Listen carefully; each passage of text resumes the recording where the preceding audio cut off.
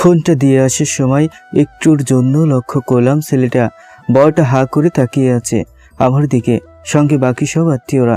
আমি চলে আসার সময় খেয়াল করলাম মামি আগুন ঝরা দৃষ্টিতে আমার দিকে তাকিয়ে আছে, বড় বড় চোখ করে। মনে হচ্ছে এক্ষুনি গিলে খাবে আমাকে। ততক্ষণে আমাকে করা নিষেধাজ্ঞার কথাই স্মরণ হয়।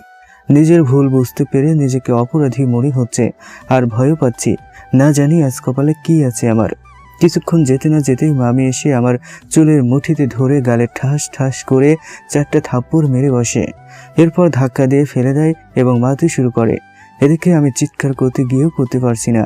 একে তো লজ্জায় আত্মীয় স্বজনরা আসছেন, আরেক দিকে চিৎকার করলে আরো বেশি মারবে। গাল বেয়ে রক্ত বের হচ্ছে। বানুর মা অনেকবার আটকাতে গিয়েও ব্যর্থ। এদিকে অন্য মামিরাও না মারলেও গালাগালি করছে। বড় মামা এসে হাজির এই রুমে। মামা আমার এমন অবস্থা দেখে সবাইকে গালাগালি করছে। জানি না কেন করছে, কারণ কোনোদিন তো আমাকে আদর করেনি। হঠাৎ করেই আজকে এত দরদি হয়ে গেল। ওনার দরদ দেখে আমার কেমন জানি আরো বেশি ভয় লাগছে। হয়তো বা হতে পারে আত্মীয় স্বজনদের সামনে সবাইকে দেখানোর জন্য এমনটা করছে। কিন্তু এখান থেকে ওনারা যাওয়ার পর শুরু হবে। আমার আত্মা বের হয়ে যাচ্ছে ভয়ে। মনে হচ্ছে এখনই মারা গেলে সব সমস্যার সমাধান হয়, কিন্তু তাও তো সম্ভব না। পরে ওনার কথা মতন সবাই মারামারি আর গালাগালি বন্ধ করে দেন। মামা সবাইকে বোঝাচ্ছেন, দেখো, তোমরা যে এভাবে মারতেছো তাতে লাভ কি বলো? কেয়া যতদিন এই বাড়িতে থাকবে ততদিন অন্য কোনো মেয়ের সহজে বিয়ে হবে না। কারণ কেয়াকে দেখার পর তোমাদের মেয়েদেরকে কেউ বিয়ে করতে চাইবে না, বুঝলা? তাই উচিত প্রথমবার যে ছেলে মানে এই ছেলে কেয়াকে পছন্দ করেছে, সো কেয়াকে এখানেই বিয়ে দিয়ে দেই। তাছাড়া মেয়েকে তো বিয়ে দিতেই হবে, হোক তা আগে বা পরে। তাহলে ওরে বাড়ি থেকে বের করে দিচ্ছ না কেন? ওই ডাইনি রাক্ষসীটার জন্য কি আমাদের সকল মেয়েদের বিয়ে ভেঙে যাবে? জন্মের পর মাকে খাইছে, বাপের বাড়ি টিকতে পারেনি, দাদা দাদি নানা নানি সবাইকে খাইছে, এখন আবার আমাদের মেয়েদের জীবন নষ্ট করার জন্য উঠে পড়ে লেগেছে। ওরে কেউ বাড়ি থেকে বের করে দাও। ওই একটু চুপ করবা? দেখো বড় ভাই কি বলে, তারপর যা করার করো। বাড়ি থেকে বের করে দেওয়া যাবে না, তাতে বাড়ির মান ইজ্জত নষ্ট হয়ে যাবে। তাছাড়া বাড়ির মেয়ে তোমরা মানো আর না মানো, রিয়া, মিতু, রিমু, পাপিয়া, সোনিয়া সকলের মতন কেয়াও এই বাড়িরই মেয়ে। সো ওরেও বিয়ে দেওয়া আমাদের কর্তব্য। তাছাড়া আমাদেরই ভুল বড় মেয়েকে রেখে ছোট বোনদের বিয়ে দিতে যাওয়া। যা হয় তা ভালোর জন্যই হয়। আর তাছাড়া ছেলে তো বলে দিচ্ছে কেয়াকে বিয়ে করতে রাজি, কোনো প্রকার যৌতুক ছাড়াই। তাহলে তোমাদের এত সমস্যা কেন? তাই বলে বাড়ির চাকরানি এত বড় বাড়িতে বিয়ে হবে? কাকে চাকরানি বলছেন? কেয়ার বাবা ইচ্ছে করলে কিন্তু আমাদের মতো 4-5টা বাড়ি যে কোনো সময় কিনে নিতে পারে। ওকে, এতক্ষণে সব ক্লিয়ার হলো যে যে ছেলে দেখতে এসেছিল সে রিয়াকে বাদে আমাকে পছন্দ করেছে, তার জন্য এত কিছু। কিন্তু এতে আমার দোষটা কোথায়? আল্লাহ পাক চেহারা ভালো করে দিয়েছেন, তাতেও কি আমার দোষ? যাই হোক, বড় মামার কথা মতন সবাই রাজি হলেন। রাজি হওয়ার পিছনে আরও কিছু কারণ ছিল যা বড় মামা সবাইকে অন্য রুমে নিয়ে বোঝালেন। কিন্তু বড় মামার আজকের ব্যবহার মনে হচ্ছে একটু হলেও দয়া আছে আমার জন্য। সবাইকে রাজি করিয়ে আমার কাছে আসলেন। কেয়া, সারা জীবন তো শুধু কষ্টই করলি মা। তোর জন্মের পর পর তোর মা মারা যাওয়ার কারণে সেই কষ্টে তো তোকে কম অপমান করিনি, কষ্ট দেইনি। কিন্তু কোনোদিন বুঝতেও চেষ্টা করিনি তোরও একটা জীবন আছে, তোর মনেও কষ্ট বলতে একটা শব্দ আছে। তুইও মানুষ, যা হয়েছে সব ভুলে মাফ করে দে। সি মামা, কি যে বলেন! বড়রা কখনো দোষ করেন না, হয়তো শাসন করেন, না হয় আদর করেন। বড়দের প্রতিটি কাজের মধ্যেই শাসন বা আদর ভালোবাসা লুকাইতে থাকে। দোষ করলে ছোটরা করে, আর ছোটরাই মাপ চায়। আপনি বা অন্য কেউ কোনো দোষ করেননি, আর আমার কোনো দুঃখ বা কষ্ট নেই মামা। আমাকে দয়া করে লজ্জা দিবেন না, ক্ষমা চেয়ে আমাকে অপরাধী করবেন না প্লিজ। মামা আবেগ সামলাতে না পেরে কান্না করে আমাকে জড়িয়ে ধরলেন। এই প্রথম মামা জড়িয়ে ধরলেন। আমার বুকটা সুখে ভরে উঠল। মনে হচ্ছে সুখের রাজ্যে আমি ডুব দিলাম। যাই হোক, মামা চোখের পানি মুছতে মুছতে, যা হয়েছে মা সব ভুলে মাফ করে দে। মা, সারা জীবন তো শুধু তোকে অবহেলাই করেছি, কিন্তু কারোর কপালে সুখ লেখা থাকলে সেই সুখ আসবেই, আর দুঃখ লেখা থাকলে তাও আসবেই, কেউ আটকাতে পারবে না। মা, ওই ছেলে বা ও ছেলের বাবা তোকে পছন্দ করেছেন, ওনাদের ইচ্ছা তোকে আজকেই বউ করে ওনাদের বাড়িতে নিয়ে যাবেন। মা, আমিও কথা দিয়েছি, দয়া করে তুই মানা করিস না।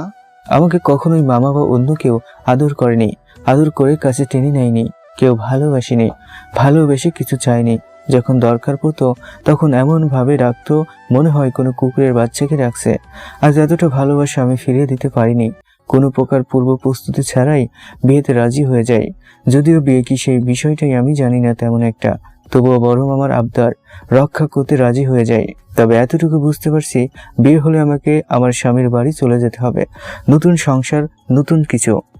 আমার রাজি হওয়ার বিষয়টা ওনাদের জানানো হয়। সেই রাতেই বিয়ে শেষে ওনাদের সঙ্গে আমাকে নিয়ে যান। ইয়া বড় মস্ত বাড়ি, নিজস্ব গাড়ি, অনেকগুলো চাকর চাকরানি এই বাড়িতে। দেখেই বোঝা যাচ্ছে অনেক ধনী পরিবার। নিজেকে খুবই ছোট মনে হচ্ছে, কিভাবে মানিয়ে নিব তা নিয়ে চিন্তায় আছি। আর এর মধ্যে আমাকে একটা রুমে ঢুকিয়ে দেওয়া হলো। ফুলে ফুলে সাজানো গোছানো একটি বিছানার উপর বসিয়ে দেওয়া হলো আমাকে। জানি না কি জন্য বা কি কারণে বুকটা ধুকপুক করছে, হার্ট অ্যাটাক হবে বলে মনে হচ্ছে। লোকজন পুতুল দেখার মতন আমাকে দেখে যাচ্ছে। সবাই বলা বলি করছে পুতুলের মতন বউ, লক্ষ্মী বউ, পরীর মতন বউ ইত্যাদি। অথচ বাড়িতে থাকতে সকলেই অলক্ষ্মী, ডাইনি, রাক্ষসী বলে রাখত। সেসব ভেবে মনের অজান্তে চোখের ভিতর থেকে টপ টপ করে পানি পড়ে বুকটা ভিজে যাচ্ছে। সবাই অনেক মজা করছে, হাসাহাসি করছে। আমার মন চাচ্ছে, কিন্তু কেন জানি লজ্জায় করতে পারছি না। এভাবে থাকতে থাকতে প্রায় রাত 12টা বেজে গেল। কেউ একজন এসে বলল, ওই তোরা কি এবার বউটাকে একা থাকতে দিবি? তাছাড়া সাইমের আজ বাসর রাত। ওহ, বলতে ভুলে গেছি, আমার বরের নাম সাইম। বাসর রাত কথাটা শুনতেই কেমন জানি ভিতরটা মোচড় দিয়ে উঠল। স্কুলে পড়ার সময় বান্ধবীরা অনেক আজে বাজে কথা বলতো বাসর ঘর নিয়ে, একবার শুনেছিলাম। সেই থেকে সবচেয়ে ঘৃণার বিষয় হচ্ছে বাসর রাত আমার চোখে। আর এরা কিনা বলছে সাইমের আর আমার বাসর ঘর। কেন জানি লজ্জা পাচ্ছি। একটু পরে সবাই চলে গেল, আর সাইম মানে আমার বউটা রুমের দরজা লক করে দিল। যাওয়ার মানে লক করার আগে একটা মেয়ে, হয়তোবা ননদই হবে, সে এসে কানের কাছে কি কি যেন বলল। সিসি, লজ্জা কি লজ্জা, এসব কথা কেউ বলে? আমি তো লজ্জায় লাল হয়ে যাচ্ছি, না পারছি কিছু বলতে, না পারছি সহ্য করতে। যাই হোক, সাইম আস্তে আস্তে আমার কাছে এসে আমার পাশে বসলো। আমার হার্টবিট বেড়ে যাচ্ছে, দম বন্ধ হয়ে আছে। আমার ঘুমটা টেনে আমাকে এক দৃষ্টিতে তাকিয়ে দেখছে। আমি না পারছি কিছু বলতে, না পারছি এভাবে থাকতে। ঘেমে চৌচির হয়ে গেছে। অবস্থা টের পেয়ে এসির পাওয়ার বাড়িয়ে দিল সাইম। কাছে এসে কপালে চুমু দিতেই সারা শরীরে কারেন্ট প্রবাহিত হয়ে গেল। এরপর কি বললো তা খেয়াল করিনি, কিংবা মনে নেই আমার। কিন্তু যাই বলুক, তাতে যে না বুঝেই হ্যাঁ বা হুম বলেছি ততটুকু মনে আছে। এরপর বিয়ে বা বাসর ঘর সম্পর্কে অভিজ্ঞতা হলো। সকালে ঘুম থেকে উঠে দেখি আমি সাইমের বুকের উপর মাথা রেখে ঘুমিয়েছিলাম। লজ্জায় মাথা কাটা যাচ্ছে। সি, কি লজ্জা, কি লজ্জা। তড়িঘড়ি করে উঠতে যাব, তখনই সাইম জেগে যায় ঘুম থেকে। আমার উঠে দেখা দেখে আর লজ্জা মাখা মুখ দেখে আরো লজ্জায় ফেলার জন্য বুকের উপর আরো শক্ত করে চেপে ধরে চুমু খায় কপালে। এরপর আমাকে উপর থেকে নিচে নামিয়ে দেয়। এরপর যাই হোক, আম্মু মানে শাশুড়ি মার কথা মতন ননদীদের ডাকাডাকিতে বিছানা ছেড়ে উঠতে হয়। গোসল করে ফ্রেশ হয়ে বাইরেই আসলাম। অনেকেই এসেছেন আমাকে দেখতে। রাতে হুটহাট বিয়ে, তাই অনেক আত্মীয় স্বজনরা আসতে পারেননি। একে একে সবাই আছেন। সবাই আমাকে দেখে মুগ্ধ, সবাই প্রশংসার তারিফ করছেন। সকলের ভালোবাসায় মনে হচ্ছে আগের না পাওয়া সকল সুখ, পাওয়া সকল কষ্ট এক নিমিষেই ভুলে গেছি। ভালোবাসা কি তা বুঝতে পারছি, টের পাচ্ছি। সুখে মনটা ভরে উঠল। প্রথম দিনেই শাশুড়ি মা জোরপূর্বক ঘরের চাবি আমার আসলের গোছায় বেঁধে দিলেন। এই এক মেয়ের জন্য যে কত বড় পাওয়া তা বলে বোঝাতে পারবো না। এত সুখের মধ্যেও যে কষ্ট আসতে পারে তা কল্পনা করিনি কখনো। কিছুদিন যেতে না যেতেই শাশুড়ি মা যখন শুনলেন আমি এতিম, মামা বাড়ি থেকে বিয়ে দিচ্ছেন, সেখানে তারা চাকরানির মতন করে রাখতেন। আমার বাবা আরেক জায়গায় বিয়ে করেছেন। এগুলো শোনার পর থেকে আমাকে ঘৃণার চোখে দেখেন। সব সময় সিসি করেন, এমন একটা ব্যবহার করেন আমি যেন মানুষের কাতারেই পড়ি না। যদিও প্রথম দেখে মুখ ফুটে বলতেন না, কিন্তু আস্তে আস্তে তা মুখ ফুটে বলতে শুরু করলো। উনি ব্যতীত সবাই ঠিক, যদিও কষ্টটা অনেক, কিন্তু তবুও মেনে নিচ্ছি বাকি সবার মুখ দেখে। সাইমের কাছে কখনো বলিনি এ বিষয়ে, কারণ সাইম শুনলে আম্মুর সাথে রাগারাগি করবে, ঝগড়া করবে। আমি চাই না আমার জন্য মা ছেলের মধ্যে কোনো সমস্যা হোক। আমার শ্বশুর মশাই মাঝে মধ্যে শুনে প্রতিবাদ করেন, কিন্তু উনি শাশুড়ি মার সাথে কথাই পারেন না। সব সময় আমার কাছে সে সান্ত্বনা দেন, এটাই আমার কাছে অনেক বড় প্রাপ্য। সবচেয়ে বড় কথা হচ্ছে সাইমের ভালোবাসা আমাকে সব ভুলে শত কষ্ট সহ্য করে থাকতে সহজ করে দেয়। সাইমের ভালোবাসা পেলে আমার আর কিচ্ছু লাগবে না। না না লাগবে টাকা পয়সা, না লাগবে অন্য কারোর ভালোবাসা। এর মাঝে বড় মামা দুই একবার এসে দেখে গেছেন, কিন্তু অন্য কেউ আসেনি ভুলেও। এভাবে দেখতে দেখতে প্রায় 1 বছর পার হয়ে যায়। হঠাৎ একদিন খুব বমি হয় আমার, সাথে মাথা ঘুরোচ্ছে, মাথা ব্যথা, হঠাৎ করে জ্বর। সাইম অফিসে ছিল, শাশুড়ি মার কাছে যাওয়ার কোনো অনুমতি নেই আমার, শ্বশুর মশাইও বাড়ি নেই। কি যে করি, রুমে একা একা বসে কান্না করছি আর আল্লাহ পাককে রাখছি। কতক্ষণ পর যে অজ্ঞান হয়ে গেছে তা জানি না। যখন জ্ঞান ফিরে তখন দেখি আমি হাসপাতালের বেডে শুয়ে আছি, আর আমার চারিদিকে বাড়ির সবাই ঘিরে ধরে আছে। সাইম আমার ডান হাতটা চেপে ধরে রেখেছে। এক একজন এমন কৌতূহল নিয়ে তাকিয়ে আছে যেন কি না কি হয়েছে আমার। এদের তাকানো দেখে আমিও ভয় পেয়ে যাচ্ছি। মনের কোনায় কোথায় থেকে যেন এক টুকরো কালো মেঘ এসে অন্ধকারে ঢেকে দিল। এমন ভাবে তাকিয়ে আছে, তাতে মনে হচ্ছে আমার না ভাবতে পারছি না, নিজের অজান্তে চোখ দিয়ে পানি ঝরছে। হঠাৎ করেই ডাক্তার সাহেবের আগমন। ডাক্তার সাহেব, ক্রিং ক্রিং ক্রিং। আমার মানে আমি কৌশিক আহমেদ। আমার ফোনটা বেজে উঠলো। ডাক্তার কি জানালো বা কি খবর নিয়ে এসছে তা আর দেখা হলো না। ফোনটা পকেট থেকে বের করে দেখি স্নেহা মানে আমার স্ত্রী ফোন করেছে। ওরে আমার লক্ষ্মী বউটারে, পরি বউটারে। এখানে এসে তো ভুলে গিয়েছিলাম লক্ষ্মী বউটির কথা। আসলে মিশনে থাকলে এমনই হয়, তার মধ্যে ভৌতিক মিশন বলে কথা। ফোনটা রিসিভ করেই, সরি লক্ষ্মীটি, কলেজাটা, কাজের চাপে ফোন দিতে পারিনি। কিছু বলার সুযোগ না দিয়েই কথাগুলো বললাম। হয়েছে হয়েছে, তুমি আর একটা কথা মিথ্যা বলবা না বলে দিলাম। তোমাকে আমার চেনা হয়ে গেছে। আজকে 3টা দিন পার হয়ে যাচ্ছে, অথচ একটা বারও খবর নেওয়ার প্রয়োজন বোধ মনে করনি তুমি। আমাকে কোন অবস্থা রেখে গেছো তা জানা সত্ত্বেও একটাবার ফোন করনি। আমি মরে গেলে বুঝবা তুমি আমি কি ছিলাম তোমার জীবনে। স্নেহার মুখে মরে যাওয়ার কথা শুনে বুকটা কেঁপে ওঠে। এমনিতেই এই কেয়া নামে যে মেয়েটা ছিল তার মা তো জন্মের সময় মারা গেছিল, সেই কথা, আর স্নেহা প্রেগনেন্ট, সব মিলিয়ে ভয়ে আতঙ্কে কেঁপে উঠলাম। ধমক দিয়ে আমার ভুল হয়েছে তা স্বীকার করছি, কিন্তু ভুলেও যদি এমন কথা আরেকবার বলো তাহলে আমি কতটা খারাপ হতে পারি তা তোমাকে বুঝাবো। তাহলে খোঁজ নিলা না কেন? সরি লক্ষ্মীটি, আসলে পরে সব বিস্তারিত খুলে বললাম। সব শুনে স্নেহা বলল, বুঝতে পারছি, আমার বড়টা তাহলে ভূতের সাথে প্রেম নিয়ে বেঁচে। তাই তো বলি, আমাকে ভুলে গেল কিভাবে? দেখো ফাইজলামি করবো না বলে দিলাম, এমনিতেই টেনশনে আছে। তাছাড়া ডায়েরিটা শেষ হয়নি পড়া, আগে পড়ে নেই, পরে ফোন দিচ্ছি। ওই শোনো শোনো, বলো। আজকে ডাক্তারের কাছে গিয়েছিলাম পরামর্শের জন্য। ওহো হ্যাঁ, ভুলেই গেছি। তা কি বললো ডাক্তার? তেমন কিছু বললো না, শুধু বললো তোমাকে ফোন দিতে বলি জানো। তুমি একটু ডাক্তার আঙ্কেলকে ফোন করো তো। আমার কেমন জানি বুকটা ধুকধুক করছে, ভয় ভয় লাগছে। আরে ধুর পাগলে, কিচ্ছু হবে না, প্রথমবার ব্যাবি হবে তো তাই অযথা ভয় পাচ্ছ। সমস্যা নেই, আমি ডাক্তার আঙ্কেলকে ফোন করব। তুমি আম্মুর কাছে গিয়ে বসে গল্প করো। আর হ্যাঁ, টেনশন করো না, বাবুর প্রতি লক্ষ্য রাখবা বলে দিলাম। কোনো ভারী কাজ করবা না, ওকে? আচ্ছা ঠিক আছে, তুমি রেজাল্ট খেয়াল রেখো, আর ডায়েরিতে শেষ পর্যন্ত কি পাও তা জানিও। আর কোনো সমস্যা হলে অবশ্যই জানাবে। আল্লাহ হাফেজ, ভালো থেকো। আমিও আল্লাহ হাফেজ বলে রেখে দিলাম। ডায়েরিতে চোখ ভুলাইলাম। ডাক্তার সাহেবের আগমন। ডাক্তার সাহেব, অভিনন্দন সাহেব, আপনি বাবা হতে চলেছেন। শ্বশুর শাড়িকে জানালো ওনারা দাদা দাদি হতে চলেছেন। খুশিতে সবাই আত্মহারা। সাইম আমাকে সবার সামনে জড়িয়ে ধরে চুমু দিল। এদিকে লজ্জায় আমি শেষ। যখন সাইম বুঝতে পারলো নিজের বোকামি, তখন সাইমও লজ্জায় শেষ। সবাই টের পেয়ে চলে গেল রুম থেকে। দুজনের মাঝে অনেক কথা হলো। সাইম আজ খুবই হ্যাপি, সঙ্গে আমিও। সেই রাতেই বাসায় চলে আসলাম। এদিকে নাতি নাতনি হবে জেনে আমার শাশুড়ি মা পরিবর্তন হয়ে গেছে। সব সময় আমার ভালো মন্দ খোঁজ খবর নিচ্ছেন। মোট কথা পুরো বাড়ি সুখে ভরে উঠলো। 3 দিন পর শাশুড়ি মা 2টা টিকিট নিয়ে এসে আমার আর সাইমকে দিল। ওয়াও, সাজেক ভ্রমণ। সাজেকের কথা অনেকবার শুনেছি, অনেকের মুখে, দেখার খুবই আগ্রহ ছিল, কিন্তু সব তো জানেন কখনো কোনো আশা পূরণ হয়নি। তবে আমার ঘোরাঘুরি করার খুব শখ। ও হ্যাঁ, আরেকটা শখ আছে, তা হচ্ছে গল্প পড়া।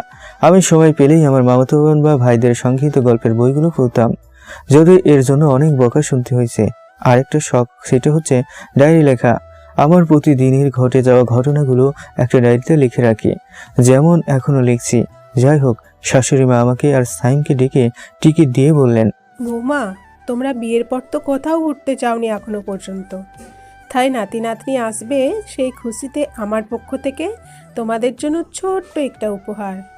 পুরো 1 মাসের জন্য ঘুরতে বেরিয়ে পড়ো ইনশাল্লাহ। আর হ্যাঁ, তোমাদের প্রয়োজনীয় সকল কাপড় চোপড় প্যাকিং করে রেখেছি। কাল বিকালের গাড়িতেই রওনা দাও, সব ব্যবস্থা করা আছে। কথাগুলো শুনে খুশিতে মনটা নেচে উঠলো দুইজনেরই। কিন্তু বাবার মুখটা কেমন জানি মলিন লাগছে। উনি সন্তুষ্ট নন আমাদের যাওয়াতে। সাইম খুশিতে আত্মরা হয়ে রুমে চলে গেল। আম্মাও ওনার রুমে চলে গেলেন। আব্বা কাছে এসে বলছেন, মা, আমার কাছে তোমার শাশুড়ি মায়ের হঠাৎ পরিবর্তন কেমন জানি অস্বাভাবিক লাগছে। না গেলে কি হয় না? সে যাই বলেন আব্বু, আম্মু কতদিন পর আমাকে মেনে নিয়েছেন, আর আমি সেই সুযোগ নষ্ট করে ওনাকে কষ্ট দিতে পারবো না। তাছাড়া আপনার দোয়া থাকলে ইনশাল্লাহ কোনো সমস্যা হবে না। তাছাড়া সাইম তো আছেই। যা ভালো মনে হয় করো, কিন্তু আমার মতামত জানালাম। আব্বা কথাগুলো বলার পর আমার কাছেও কেমন জানি অস্বাভাবিক মনে হচ্ছে, কিন্তু কিছু করার নেই। এমনিতেই আম্মা আমাকে সহ্য করতে পারেন না, এই সময় মেনে নিয়েছেন। যদি মানা করে দেই তো পরবর্তীতে সমস্যা হতে পারে। যাই হোক, আব্বুকে বুঝতে না দিয়ে চলে আসলাম। যথাসময়ে গাড়ি চাললো। আমাদের ছাড়তে স্টেশন পর্যন্ত আব্বু আম্মু এসেছেন। ওনারা বিদায় দিয়ে চলে যাওয়ার পর সাইমের কাঁধে মাথা রেখে শান্তিতে হেলে ধুলে চলছি। মানে গাড়ি চলছে। সাজেক পৌঁছাতে পৌঁছাতে ভোর হয়ে গেছে। সকালে হোটেলে উঠে ফ্রেশ হয়ে হোটেল থেকে কিছু খেয়ে ঘুমিয়ে নিলাম দুজনে। ঘুম থেকে উঠতে উঠতে বিকেল। দুপুরে খাবার নেই, কিচ্ছু নেই, ঘুমে ঘুমে সারাদিন পার করে দিলাম। যাই হোক, হালকা পাতলা খেয়ে বাইরে বের হলাম। কি সুন্দর জায়গা, কি মনোরম পরিবেশ। মন শান্তিতে ভরে উঠল। এ যেন পৃথিবীতেই স্বর্গ। মেঘ যেন ঘরগুলোতে আশ্রে পড়েছে, হাত দিয়ে মেঘ ধরা যাবে। মাঝে মধ্যে মনে হয় পাহাড়গুলো মেঘ ভেদ করে উপরের দিকে উঠে যাচ্ছে, আবার কখনো মনে হয় মেঘ এসে পাহাড়ে আটকে যাচ্ছে। যাই হোক, সেখানে 7 দিন অবস্থান করার পর সেখান থেকে আর একটু বাহিরের সাইটে থাকবো বলে সাইম স্থির করলো। সাইম আমিও হ্যাঁ বলে সম্মতি দিলাম। পরের দিন সাজেক ইউনিয়নের একদম শেষ প্রান্তে একটা গ্রামের দিকে একটা বাসা ভাড়া করলো 1 সপ্তাহের জন্য। বর্তমানে আমি যেটাতে আছি সেখানে এসে আমার প্রথম থেকেই প্রচুর ভয় লাগে। কেন লাগে জানি না, যদিও সৌন্দর্যের দিক দিয়ে কোনো তুলনা হয় না, কিন্তু তবু কেমন জানি ভয় লাগে। আশেপাশে কেউ নেই, অনেক দূর দূর বাড়ি, জনবসতি নেই বললেই চলে, অপরিচিত এলাকা। আমরা মাত্র 2 জন স্বামী স্ত্রী। বিষয়টা ভাবতেই কেমন জানি ভয়ে আতঙ্কে গা শিউরে ওঠে। যাই হোক, আজ 14 ফেব্রুয়ারি 2012। শুনেছি এটা নাকি ভালোবাসা দিবস। কোনোদিন তো ভালোবাসা নামক বস্তু বা শব্দের সাথে পরিচিত হয়নি, কিন্তু বিয়ের পর এটাই আমাদের জীবনের প্রথম ভালোবাসা দিবস। আমি মনে মনে সাইমের জন্য অনেক কিছু কল্পনায় কোণে রেখেছি। আজকে আমি নিজেই প্রপোজ করব, যদিও আমরা স্বামী স্ত্রী, কিন্তু তবুও করব। যে আমার জীবনটা সুখে সুখে ভরিয়ে দিয়েছে, যে আমার স্বপ্নহীন জীবনের স্বপ্নের বীজ বুনেছে, যে আমার আশা ছাড়া নিরাশার মেঘে ঢাকা জীবনে আসার এক পশলা হাসি নিয়ে এসেছে, যে আমার কষ্টের অন্ধকার জীবনে সুখের প্রদীপ জ্বালিয়ে দিয়েছে, তাতে নিঃসন্দেহে ভালোবাসার কথা বলা যায়। সকল লজ্জা শরম ভেদ করে, যদিও প্রকাশ করা হয়ে গেছে সেই বাসর ঘর থেকেই। যাই হোক, আমার ইচ্ছে আজকে ফিল্মি স্টাইলে সাইমকে প্রপোজ করব। সাইমের মনে হয়তো একই রকম কিছু ঘুরপাক খাচ্ছিল, তাই বিকাল হতে না হতেই বেরিয়ে গেছে। সন্ধ্যা পার হয়ে গেছে, অথচ এখনো আসছে না। কেমন না লাগে বলুন তো? কত সুন্দর করে সেজে গুজে বসে আছি।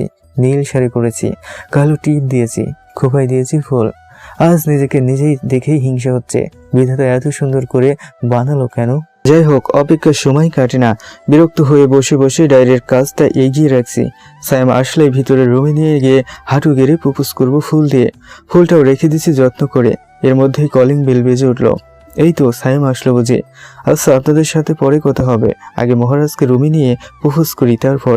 কি ব্যাপার, এরপর তো পেজ খালি, একটাও কলমের ফোঁটা নেই। বাকি সব পৃষ্ঠাগুলো উল্টো পাল্লট করেও একটা অক্ষরও পেলাম না। মাথা নষ্ট হয়ে যাচ্ছে। তাহলে বাকি কাহিনী কই পাবো? কি ঘটেছিল পরে? টেনশনে অস্থির হয়ে যাচ্ছি। অসমাপ্ত আত্মজীবনী পড়ে মনের ভিতর হাজারো কৌতূহল, হাজারো প্রশ্ন ঘুরপাক খাচ্ছে মাথায়। না, কিচ্ছু ভালো লাগছে না। ডায়েরিটা রেখে বাইরে চলে আসলাম।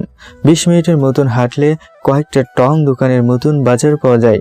শুনেছিলাম গভীর রাত পর্যন্ত সেখানে নাকি চা স্টল খোলা পাওয়া যায় বা খোলা থাকে। মাথাটা যেহেতু ভন ভন করছে, তাই চা পান করার জন্য বেরিয়ে বাজারের দিকে রওনা দিলাম। হাঁটতে হাঁটতে 22 মিনিট পরে সেই বাজারে গিয়ে পৌঁছালাম। রাত যখন 8:43 বাজে, বাজার এখনো মানুষে পরিপূর্ণ, অনেক মানুষের আনাগোনা। আমি একটা চা স্টলে গিয়ে একের পর এক চা পান করছি। আর যদিও তেমন একটা সিগারেট খাওয়া হয় না, তবুও একের পর এক সিগারেট জ্বালিয়ে ফুঁকছি। যাতে মনের ভিতর হাজারো কৌতূহল আর প্রশ্নগুলোর কারণে যে অস্থিরতা লাগছে সেই থেকে মুক্তির জন্য। আর যদি মাথা ঠান্ডা হয় আর ঠান্ডা মাথায় যদি কোনো বুদ্ধি বেরিয়ে আসে। তাই দেখতে দেখতে রাত 12:30 বেজে গেছে। একটু পরেই কটেজ বা বাড়িটা ভূতের আস্তানা হয়ে যাবে। সম্পূর্ণ বাড়িটা মৃত্যুকূপে পরিণত হবে। আলোর চিহ্ন পর্যন্ত থাকবে না। নিকষ কালো অন্ধকার নেমে আসবে বাড়ির উপর। গা সমসমে পরিবেশে রূপ নেবে বাড়িটা, যেখানে গিয়ে একের মনের অস্থিরতার জন্য নিজের চলার মতন বুদ্ধি বের হচ্ছে না, তার মধ্যে আবার ভূত পেতের আক্রমণ। আজকে করে টিকবো ওই বাড়িতে, সেই টেনশনে পড়ে গেলাম। আবার না গেলেও কোনো সুরাহা হবে না।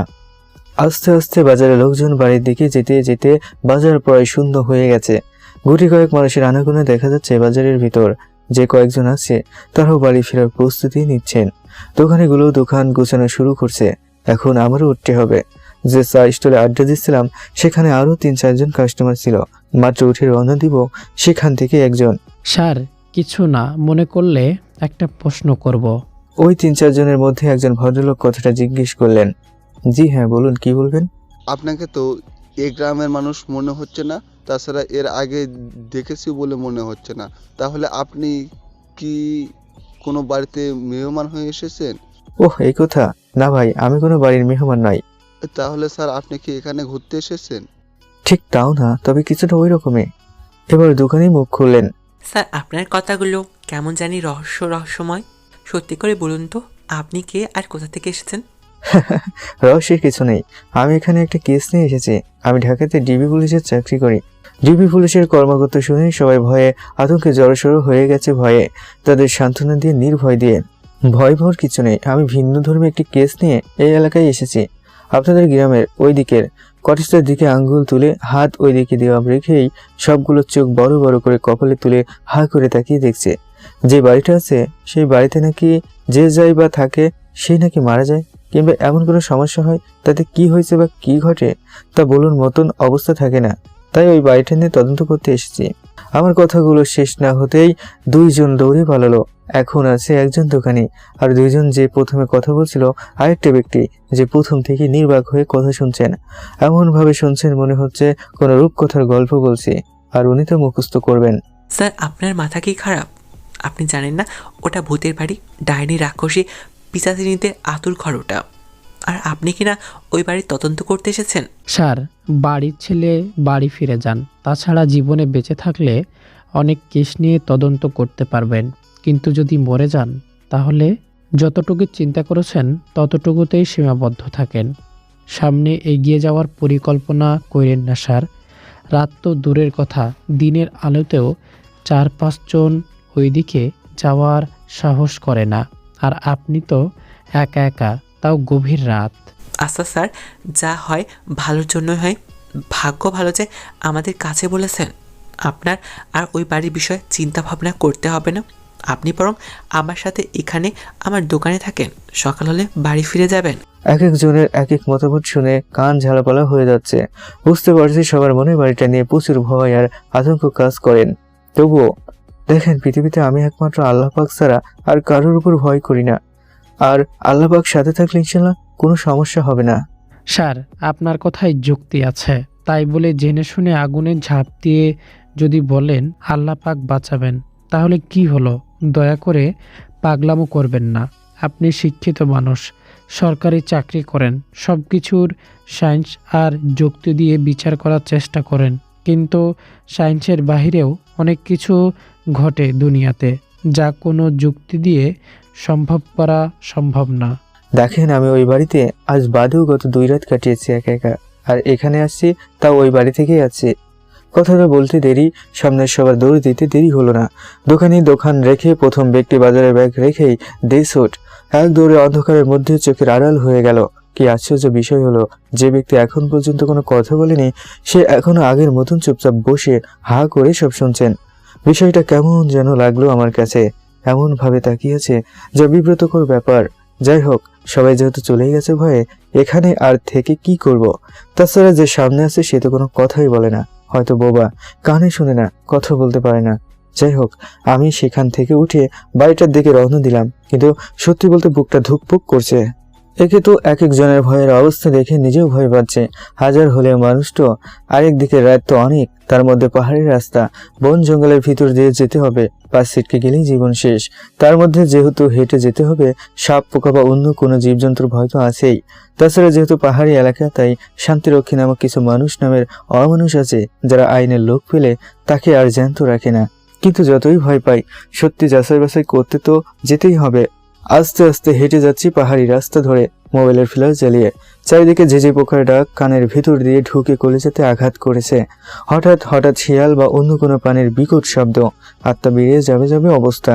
শীতের রাত, এমনিতেই 10 থেকে 20 হাত দূরে কি আছে তা দেখা যায় না, তার মধ্যে অলৌকিক আর লৌকিক সব ভয়ের ছাপ অন্তরে। হঠাৎ করেই কানে ভেসে আসে নিশির ডাক। কানে আসতেই চুপচাপ সেই জায়গায় দাঁড়িয়ে এক মুঠ মাটি হাতে তুলে নিয়ে চারকুল পরে চারিপাশে সিটিয়ে বৃত্তাকার করে নিলাম। আর সরি বৃত্তের ভিতরে বসে বসে মনে মনে আয়তাল কুস্তি পাঠ করছি, কারণ নিশির ডাক খুবই ভয়ানক একটা বিষয়।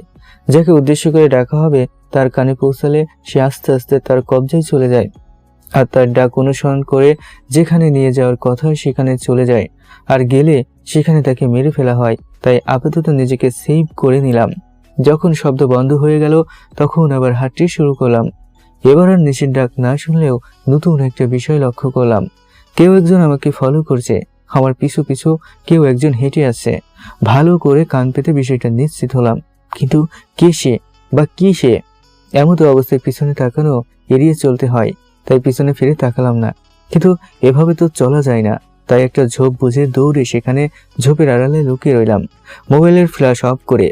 কিছুক্ষণের মধ্যেই সে আমার সামনে এসে হাজির, কিন্তু যদিও মানুষ আকৃতির, কিন্তু কি তা বুঝতে সমস্যা হচ্ছে।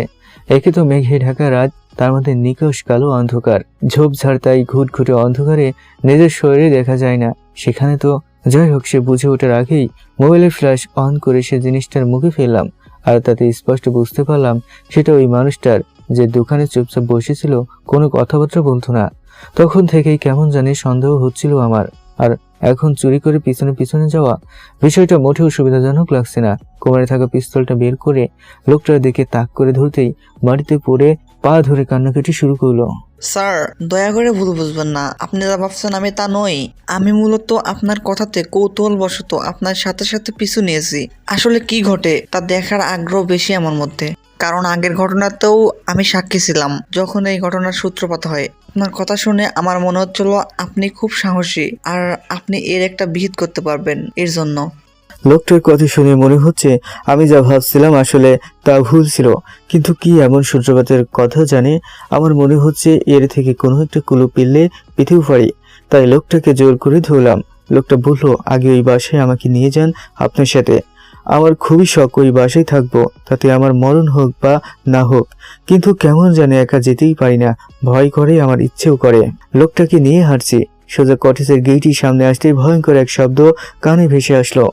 এতটা বিকট শব্দ এর আগে কখনো আসেনি। কেউ নাকি সুরে, কান্না এবং হাসি দুইটা মিশ্রণে হাসছে বা কাঁদছে। মূলত কোনটা করছে তাই বুঝতে পারছি না। এর সাথে যোগ হয়েছে একটা বাচ্চার হাসি, যা এখন পর্যন্ত পাইনি। গেটের পাটটা সরাতেই একটা বাচ্চা মেয়ে বল নিয়ে দৌড়ে চলে গেল বাড়ির ঘরের ভিতর। পিছনে পিছনে আমরাও দৌড়ে গিয়ে দেখি পুরো অন্ধকার রুম। সেখানে মোবাইলে ফ্ল্যাশ জ্বালিয়ে দেখলাম কোনো পিস্তি তো দূরের কথা, আমরা দুজন ব্যতীত একটা পানির অস্তিত্ব নেই। দরজা দিয়ে ঢোকার পরেই গেস্ট বা হল রুম তন্ন তন্ন করে খুঁজলাম সব জায়গায়, কিন্তু কোথাও নেই পিস্তিটা। হঠাৎ কিচেন থেকে শুরু হলো পিস্তিদের কান্নার আওয়াজ। দৌড়ে গেলাম না, সেখানেও নেই। হঠাৎ ওয়াশরুম থেকে মনে হচ্ছে মনের সুখে কোনো পিচ্ছি মেয়ে গোসল করছে আর লাফালাফি করছে। দৌড়ে গেলাম সেখানে। এমনিতেই কারেন্ট না থাকায় তেমন একটা দেখা যাচ্ছে না, তার মধ্যেই সব না, সেখানেও নেই। পানির চিহ্ন মাত্র নেই, কিন্তু মাত্র তো পানির পড়ার শব্দ শুনতে পেলাম। এদিকে আমার সাথে থাকা সেই লোকটা চুপি চুপি বলছে, স্যার এভাবে হবে না, বরং আপনি এক স্থানে আমি এক স্থানে থাকি। আমিও দেখলাম, তাছাড়া তো আর কোনো উপায় নেই, এর একটা বিহিত করতেই হবে। এতদিন মহিলার মতন কিছু একটা দেখছি, কিন্তু আজ শুরু হয়েছে বাচ্চাদের সমস্যা। রহস্য বের করতেই হবে। এখানে কয়জন অশরীরী আছে, আর তারা কেন আছে, কি চায়, কেন মারে মানুষদেরকে, কি সমস্যা তাদের, বিস্তারিত সব জানতে হবে। কথা মতন দুইজন দুই জায়গায় দাঁড়িয়ে আছে, আমি কিচেনের দিকে আর ওই লোকটা ওয়াশরুমের দিকে। এবার শুরু হলো আরেক কাণ্ড। হঠাৎ শব্দ আছে বেডরুম থেকে, কিছু একটা খাওয়ার শব্দ, মনে হচ্ছে হাড় গোড় চিবিয়ে খাচ্ছে কেউ। কর্মর শব্দ, রাতের নিস্তব্ধতায় হালকা শব্দ অনেক বিকট আকার ধারণ করে তার মধ্যে। এরকম একটা ভৌতিক পরিবেশে তো কথাই নেই। আস্তে আস্তে নিজের স্থান ত্যাগ করে বেডরুমে গিয়ে দেখি যে লোকটাকে আমি সাথে করে নিয়ে এসেছি সে একটা বাচ্চার লাশের হাত পা টেনে হিঁচড়ে ফেলছে, আর সেই ছিঁড়া একটা হাত মুখে নিয়ে চিবিয়ে চিবিয়ে খাচ্ছে, আর তাতে কর্মর শব্দ হচ্ছে। সারা মুখে রক্ত রেগে আছে। আমাকে দেখে ভয়ঙ্কর একটা হাসি হাসলো, যে হাসিতে কোনো শব্দ নেই, কিন্তু তাহার চাহনি আর শৈল মুখের অঙ্গভঙ্গি এমন যে যে কেউ সঙ্গে সঙ্গে অজ্ঞান হয়ে যাবে। আমারও হওয়ার কথা, কিন্তু কেন যে হচ্ছি না তাই বুঝতে পারছি না। হঠাৎ করে কাঁধের পিছনে থেকে কেউ হাত দিল। এক লাফে সিটকে সরে গেলাম কিছুটা দূরে। মোবাইল হাত থেকে পড়ে গেল। তড়িঘড়ি করে মোবাইল হাতে তুলে নিয়ে সেই দিকে ফ্ল্যাশ মারলাম। এ কি, এ তো সেই লোক যাকে আমি সঙ্গে করে নিয়ে আসছি। তাহলে সামনে যে ছিল, যে লাশ বা বাচ্চা খাচ্ছিল, সে কে? সামনে লাইট দিয়ে দেখলাম সামনে কিচ্ছু নেই। বুঝতে বাকি রইল না সব ধোকা। আমাকে মায়াজালে জড়ানো হচ্ছে। স্যার কোনো সমস্যা? না মানে মানে হচ্ছে ওই পিসিটাকে। স্যার যেসব কাহিনী ঘটেছে এখানে আসার পর আমার মনে হচ্ছে এখানে থাকাটা ঠিক হবে না। আমিও দেখলাম আপাতত ভূতনিটা খেপে আছে, তাই এখানে না থেকে বাইরে যাই। পরে বাইরে এসে একটা জায়গায় বসে লোকটা বলা শুরু করলো। স্যার অনেক বছর আগের কথা, তাও আজ থেকে প্রায় 8 থেকে 9 বছর তো হবেই। এই কটেজটা খুব সুন্দর চলতো, অনেক লোকজন আসতো এখানে। আমি এই কটেজের কেয়ারটেকার বা দারোয়ান দুইটাই ছিলাম। হঠাৎ একটা অল্প বয়সী কাপল আসে। দেখে বা শুনে মনে হয়েছিল তারা ঢাকার ওই পাশ থেকে এসেছিল, আর মেয়েটি ছিল গর্ভবতী। দুজনের মধ্যে আন্ডারস্ট্যান্ডিং খুবই ভালো ছিল, দেখেই বোঝা যায় দুজন দুজনকে অনেক ভালোবাসে। আমার সাথেও খুবই ভালো সম্পর্ক হয়ে যায় অল্পতেই। সেদিন সম্ভবত ছিল বিশ্ব ভালোবাসা দিবস। রাত 9 থেকে 10টার দিকে সিলেটি কটেজে ফিরে অনেকগুলো উপহার সামগ্রী নিয়ে, আর হাতে ফুলের তোড়া। মেয়েটির রুমে ছিল, আর আমি গেটের সামনে দারোয়ানের রুমটাতে ছিলাম। সিলেটে ভিতরে যাওয়ার মিনিট কয়েক পরে একটি গাড়ি এসে থামে এখানে। গাড়িতে 8 থেকে 9 জন লোক হবে। তারা আমার কাছে সিগারেট চায়, কিন্তু আমি সিগারেট না খাওয়ায় না করে দেই। এরপরে একজন বলে, সিগারেটের দোকান কত দূরে? আমি বললাম সামনে বাজার, গাড়ি নিয়ে যেতে সর্বোচ্চ 7 থেকে 8 মিনিট সময় লাগবে। ওনাদের মধ্যে একজন আমাকে ওনাদের গাড়িতে উঠে বাজার চিনিয়ে দিতে বলেন। আমিও দ্বিধাদ্বন্দ্ব না করে গাড়িতে উঠে বসি সামনের সিটটাতে। গাড়িটি কিছু দূরে যাওয়ার পরেই হঠাৎ করে আমি ঘুমিয়ে পড়ি, কিন্তু কেন তা আমি জানি না। যখন ঘুম ভাঙে তখন সকাল হয়ে গেছে, আর আমি কটেজ থেকে একটু দূরে পাহাড়ের ঢিলার উপর শুয়ে আছি। চাকরি চলে যাবে মালিক দেখলে। এইভাবে দৌড়িয়ে কটেজের সামনে এসে দেখলাম। কি হলো, কি দেখলেন? এসে দেখি ওই মেয়েটার লাশ গেস্ট রুমের ফ্যানের সাথে ঝুলছে। মানে কি সব বলেন? জি স্যার, সব সত্যি কথা। আমি গেট খুলে দরজা ধাক্কা দিতেই। আর ওই লোকটা মানে যে মেয়েটার স্বামী ছিল, সে কোথায় ছিল বা তাকে কি অবস্থায় পাইছেন? স্যার সত্যি বলতে আমার আর সাহস হয়নি ভিতরে যাওয়ার, আর এর পিছনেও কারণ আছে। আমি এবারের কেয়ারটেকার। যদি রাতে সত্যিই খুন হয়ে থাকে তাহলে আমি কোথায় ছিলাম এমন প্রশ্ন উঠবে। কেউ বিশ্বাস করবে না যে আমি কোন অবস্থায় ছিলাম। তাই মিথ্যা কেসে আমি যেন ফেসে না যাই, সেই জন্য আমি এখান থেকে পালিয়ে গিয়েছিলাম। প্রায় 6 বছর পর গ্রামে ফিরছি, আর এসে তো কয়েকজনের মুখে এক এক ভৌতিক কাহিনী শুনেছি। তবে আমার মনে হচ্ছে ওই মেয়েটাই পেতনি বা ভূত সবাইকে মারছে, মানে ওই মেয়ের আত্মা। আর আজকে আরেকটা বিষয় লক্ষ্য করলাম এখানে এসে, আর সেটা হচ্ছে বাচ্চা মেয়ে। আমার মনে হচ্ছে ওই মেয়ের পেটে যে সন্তান ছিল এটাই সেই পিচ্চি ভূত হবে, যে দুনিয়ায় আসার আগেই মায়ের গর্ভে মারা গেছে। ও মাই গড, তাহলে তো অন্যরকম কেস। ওই মহিলা ভূতটার সাথে কথা বলে এর একটা ভিড় করতে হবে। আর আমার মনের ভিতর উকি দিচ্ছে, যতটা ডায়েরি করে বুঝতে পারছি তাতে মহিলাটার শাশুড়ি এই খুন করিয়েছেন। কিন্তু একটা প্রশ্ন থেকেই যাচ্ছে, কোনো মাতে নিজের ছেলেকে খুন করাবে না তাহলে? আর তাই যদি হয়, অন্য কেউ যদি মেয়েটাকে সব লোকটাকে খুন করে থাকে, তাহলে কারা মেরেছিল আর কেন? তার আগে আরেকটা জিনিস বের করতে হবে, যখন মহিলাটার লাশ বের করা হয় তখন কি পুরুষটার লাশ ছিল? যাই হোক, সকল প্রশ্নের উত্তর আস্তে আস্তে বের করতে পারলেই এই মৃত্যুর সমস্যার সমাধান করা যাবে। রাতে কটেজে ফিরে আসলাম, কিন্তু ওই লোকটা আর আমার সাথে ফিরল না, কারণ আমি যতটা ভয়ঙ্কর জিনিস দেখছি তার থেকে নাকি কয়েকগুণ বেশি দেখেছে সে। তাছাড়া তার উপর নাকি তাকে ওয়াশরুমে দরজার সামনে রেখে আসার পর ওনাকে হামলা করেছিল। হয়তো উনি দারোয়ান ছিলেন, তাই ওনার উপর মারের জন্য আক্রমণ করা হয়েছিল। সব মিলিয়ে লোকটা আর সাহস করেনি ওই কটেজে ফিরে যেতে। ওনাকে ওনার বাড়ির রাস্তায় রেখে আমি কটেজে ফিরে এলাম। আসার সাথে সাথে আগের মতন সেই তাণ্ডব কাণ্ড, কিন্তু এবার আর বিচলিত হলাম না, কারণ ভয় পেলে সমস্যার সমাধান হবে না, বের করতে পারবো না আসল রহস্য। যদিও আমার 100% ধারণা সবটা মহিলার শাশুড়ি করিয়েছেন, তবুও সত্যতা নিশ্চিত না করে কোনো পদক্ষেপ গ্রহণ করা ঠিক হবে না। ঠান্ডা গলায় কথা বলতে শুরু করলাম। কিয়া কিয়া আমি জানি আপনার সাথে সব অন্যায় করা হয়েছে, আর সব কিছুর জন্য আমি ক্ষমা চাচ্ছি সবার পক্ষ থেকে। আমি একজন পুলিশের লোক, আমি এসেছিলাম এই রহস্য বের করার জন্য। কিন্তু এখানে এসে যা দেখলাম বা শুনলাম, যে বুঝলাম, আপনার ডায়েরি পড়ে তাতে আপনার উপর জন্ম থেকে রীতিমতো অবিচার করা হয়েছিল। আর শেষে এসে, যাই হোক, আপনি তো একটা সময় ভালো ছিলেন, মানুষ হিসেবে যথেষ্ট পরিমাণ ভালো। যদিও রাগে বা ক্ষোভে আপনি প্রতিশোধের নেশায় অনেককে খুন করেছেন, এটাও কিন্তু অন্যায়, কারণ দুনিয়ার সকল মানুষ তো আর খারাপ না। তাছাড়া সবাই তো আর আপনার ক্ষতি করেনি, তাহলে যারা ক্ষতি করেনি তাদের কেন শাস্তি দিচ্ছেন? কথাগুলো জোরে জোরে বলছি, কারণ আমার সামনে বা পিছনে বা সাইডে যে কোনো এক জায়গায় না এক জায়গায় কিয়া নামে সেই মহিলার আত্মা আছেই। কিন্তু আমার কথাগুলো হয়তো বা ওনার পছন্দ হয়নি, কিংবা সহ্য করতে পারছেন না, তাই সিআর দিয়ে আমার দিকে পিছনে থেকে ছুঁড়ে মারছে। পিছনে থেকে হামলায় বুঝতে পারিনি, একদম গায়ে এসে লাগে, ঘাড়ের কাছে লেগে রক্ত বেরিয়ে আসলো। বলে ব্যথায় কাতরাচ্ছি। আস্তে আস্তে বসে পড়লাম ফ্লোরে, আবার বলতে শুরু করলাম, দেখেন, আমি চাইলে আপনার অস্তিত্ব এই পৃথিবী থেকে চিরতরে বিলীন করে দিতে পারি, কিন্তু সেটা না করে আমি আপনার সাথে কথা বলার চেষ্টা করছি, কারণ আসল রহস্য জেনে সে অনুযায়ী আপনাকে সাহায্য করতে চাই। যারা আপনাকে হত্যা করেছেন তাদের বিচারের কাঠগড়ে দাঁড় করাতে চাই।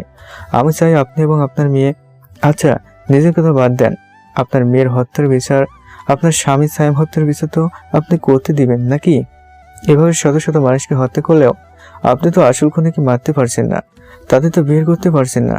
কারণ আমি এই 3 দিন এতটুকু বুঝতে পারছি যে আপনি এই বাড়ির বাইরে যাওয়ার ক্ষমতা রাখেন না, আপনি এই বাড়িতেই, বাড়ির 4 দেয়ালের মধ্যে আটকে আছেন।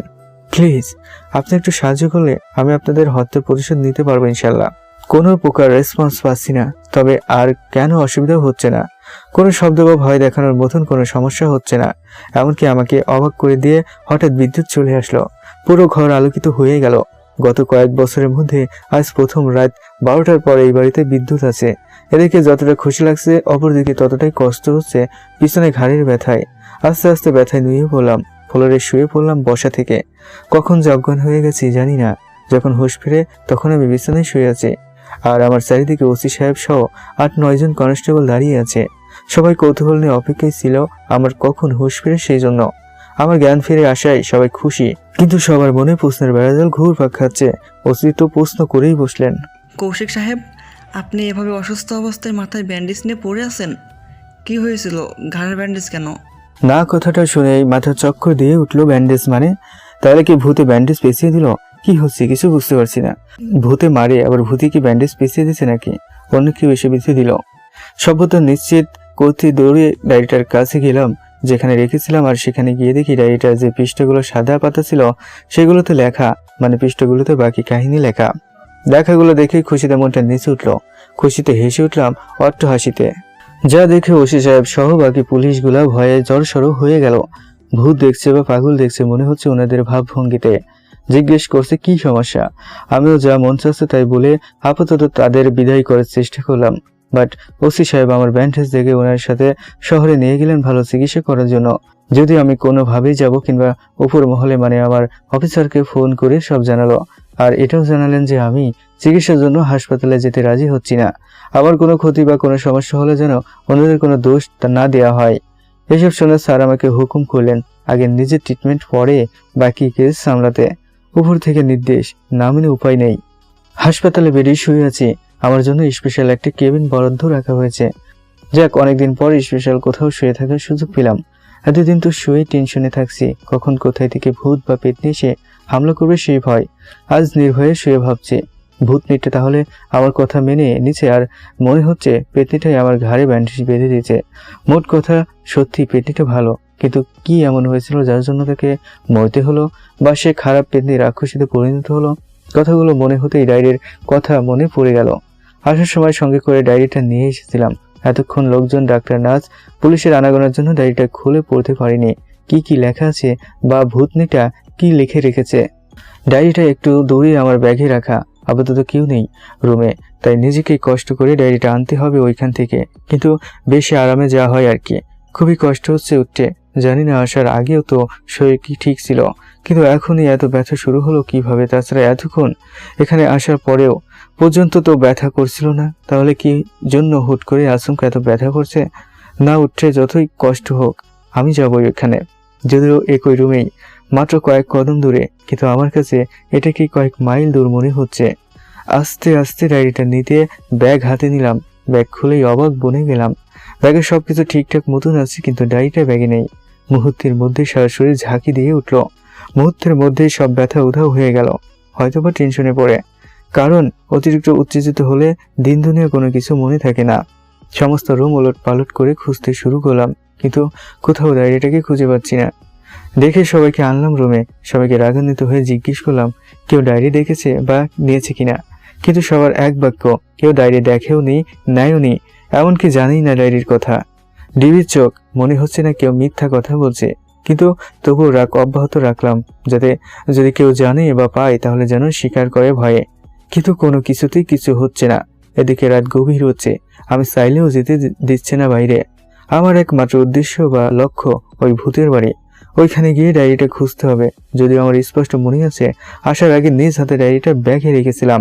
তাছাড়া ব্যাগটা সব সময় আমার সাথেই ছিল, আর এখানে আসার পরেই ব্যাগটা রাখছিলাম ওই জায়গায়। আর আমি যেহেতু এতক্ষণের মধ্যে একবার ঘুমাইনি, সো কাউকে ব্যাগের ধারের কাছে কেউ যায়নি। কিন্তু তবুও আমার ডায়েরি, সরি ভৌতিক রহস্যময় ডায়েরি, যেখানে আছে রহস্য বের করার সব উপায়। যদি উপায় না, কিন্তু ওই ভৌতিক স্থান, ভৌতিক হওয়ার রহস্যের কথা জানতে পারবো। কিন্তু আমার ডায়েরি, গলা ফাটিয়ে চিৎকার করছি, কিন্তু তাতে পাগল বা মাথায় সমস্যা হচ্ছে ভেবে আমাকে ঘুমের ইঞ্জেকশন দেওয়া হলো জোরপূর্বক। আমি কিছু সময়ের মধ্যেই ঘুমিয়ে পড়লাম। সারা রাত আর কোনো সমস্যা বা কোনো স্বপ্ন দেখলাম না। সকালে ঘুম ভাঙলো প্রায় 10:30-এর দিকে, তাও ওসি সাহেবের ডাকে। সকালের নাস্তা রেডি। উঠে ফ্রেশ হয়ে নাস্তা করতে করতে গত রাতে সব মনে পড়লো, বিশেষ করে ডায়েরিটার কথা। আমি ওসি সাহেবকে আমাকে তাড়াতাড়ি ওই ভৌতিক বাড়িতে রেখে আসার জন্য তাগিদ দিচ্ছি, কিন্তু তাতে কোনো লাভ হচ্ছে না। ওসি সাহেব আমি পুরোপুরি সুস্থ না হওয়া পর্যন্ত আমাকে ওইখানে যেতে দেবে না। দরকার হলে আমাকে রুমে তালাবদ্ধ করে রাখা হবে। কি এক বিশাল বিপদের মধ্যে পড়লাম। শেষমেশ সুমিত সাগরকে ডেকে আনতে বাধ্য হলাম। সেই দিনেই সুমিত সাগর এসে হাজির হলো। ওরাও যেহেতু পুলিশ, সেহেতু ওসি সাহেব আর কোনো সমস্যা করতে পারলো না। সুমিত সাগর দুইজনে আমার সঙ্গী হয়ে যাবে ওই বাড়িতে। রাত 12টার দিকে সুমিত সাগরের গাড়ি করে সেই বাড়িতে গিয়েই পৌঁছলাম। আজকে বাড়িটা মৃত্যুর কূপ মনে হচ্ছে, সেই আগের মতন অবস্থা, কিন্তু আজকে একটু ভিন্ন। আগের দিনগুলো তো গেট বন্ধ থাকতো বা আমি ঢুকতে গেলে আটকে যেত, কিন্তু আজ আমি লোহার গেটের কাছে যেতেই ক্যাশ ক্যাশ করে গেটের দুই পাটটা দুই দিকে সরে গেল মনে হচ্ছে। কেউ নিজ হাতে গেট খুলে আমাদের ভিতরে যেতে সুযোগ করে দিল। বাড়ির ভিতর গাড়ি পার্ক করে ঘরের দরজার কাছে যেতেই ধাম করে দরজার সামনে থাকা বাল্বটা ফেটে গেল। আমি আগে থেকে প্রস্তুত ছিলাম এমন কিছু একটা হতে পারে, কিন্তু সুমিত সাগর প্রস্তুত না থাকায় ওরা দুজন ভয়ে কাচুমাচু হয়ে গেল। জোরে ধরলো আমাকে। তারপর দুজনকে অভয় দিয়ে ভিতরে প্রবেশ করলাম তিনজন। ওদের দুজনের হাতে টর্চ অন করা, কিন্তু কিছু বুঝে ওঠার আগেই দুজনের টর্চ অফ হয়ে গেল। বুঝতে পারছি ভূতনিটা ওদের দুজনকে সহ্য করতে পারছে না, কিন্তু কিছু করারও নেই। আমার মোবাইলের ফ্ল্যাশ অন করে সবার আগে বেডরুমে গেলাম ওদের সাথে নিয়ে, কিন্তু সেখানে ডায়েরি পেলাম না। এরপর বাকি রুম, এক পর্যায়ে স্টোর রুমে গিয়ে যেখানে প্রথমবার ডায়েরিটা খুঁজে পাইছিলাম, সেখানে ডায়েরিটাকে পড়ে থাকতে দেখি। সুমিত আমি বলার আগেই হাত দিয়ে ধরতে যাবে, হঠাৎ দূরে থেকে আগুনের গোলা আসলো আমাদের দিকে। হাত সরিয়ে নিল সুমিত। সাগর এমন অবস্থা দেখে রেগে মেগে আলুপাতারি গালাগালি শুরু করলো আর নিজের হাত বাড়িয়ে দিল ডায়েরিটার দিকে। তিনজনের চোখের সামনেই হঠাৎ করেই সেই ডায়েরিটার সাপের আকার ধারণ করলো। বিকট বড় সাপ, অনেক ভয়ঙ্কর সাপ। সাপের মাথায় আগুন জ্বলছে। হাত সরিয়ে নিল সাগর ভয়ে, আর আমাকে জড়িয়ে ধরলো। আমি ওদের দুইজনকে অভয় দিয়ে হাত বাড়িয়ে দিলাম। সাপটা আস্তে আস্তে নিস্তেজ হয়ে ডায়েরিটার আকার ধারণ করলো আগের মতন। ডায়েরিটা হাতে নিয়ে তিনজন বেডরুমে চলে আসলাম। চোখে ঘুম ঘুম লেগে এসেছে ডায়েরিটা খুলে দেখার আগেই, কিন্তু এত তাড়াতাড়ি বা এই সময় ঘুম আসার কারণ কি? যে জিনিসটার জন্য এত কিছু, যার জন্য এত কষ্টে আসলাম রাতের বেলায়, যে রহস্য জানার জন্য এত অপেক্ষা, আর তা হাতে পেয়ে কিনা ঘুমের চোখ বন্ধ হয়ে যাচ্ছে। মোবাইলের স্ক্রিনের সময় দেখলাম, ওরে আল্লাহ, এখন তো ভোর 5:10, আর কয়েক মিনিটের মধ্যে আজান দিবে। আমরা তো এই বাড়িতে 12টার আগেই এসে পৌঁছালাম, আর বড়জোর 25 থেকে 30 মিনিট হয়েছে আসছে, কিন্তু কেমনে কি মাথায় কিছু ঢুকছে না। যাই হোক, না চাইতেও নিজের অজান্তেই ঘুমিয়ে পড়লাম। সকালে ঠিক 7টার আগেই ঘুম ভেঙে গেল। সুমিত সাগরকে ঢেকে তুললাম, কিন্তু বিছানা থেকে উঠেই দুজনে হাউমাউ করে কান্না শুরু করে দিল বাচ্চাদের মতন। কিন্তু আমি কিছু বুঝতে পারছি না কান্না করার কারণ কি। তাও এত বড় ছেলে, তার মধ্যে পুলিশের এসআই, দুজনের একজনও কথা বলছে না। তবে আমি ভালো করে লক্ষ্য করলাম আর দেখলাম দুজনের হাত অস্বাভাবিক রকম ফুলে আছে, যা সাধারণত এত ফুলে না। আর সারা হাতে আঁচড়ের দাগ, যা খুবই ভয়ঙ্কর লাগছে। কি করি এখন? সোরা পরে ফু দিলাম স্বাভাবিক নিয়মে। আস্তে আস্তে ব্যথা কমে গেল, কিন্তু ফোলা কমছে না। যাই হোক, আপাতত ডায়েরির পাতাগুলো দেখতে হবে কি লেখা আছে। ওদের সঙ্গে নিয়েই পড়তে শুরু করলাম। যেখানে শেষ হয়েছিল সেখান থেকেই শুরু। দরজা খুলে দেখি মহারাজ এসে হাজির, হাতে অনেকগুলো গিফটের প্যাকেট।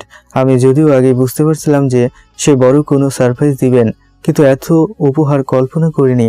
আর আমাকে দেখে মহারাজ তো অপলক দৃষ্টিতে তাকিয়ে আছে, যেন আমাকে আজ নতুন দেখছে। আমি আসলেই লজ্জায় পড়ে গেলাম।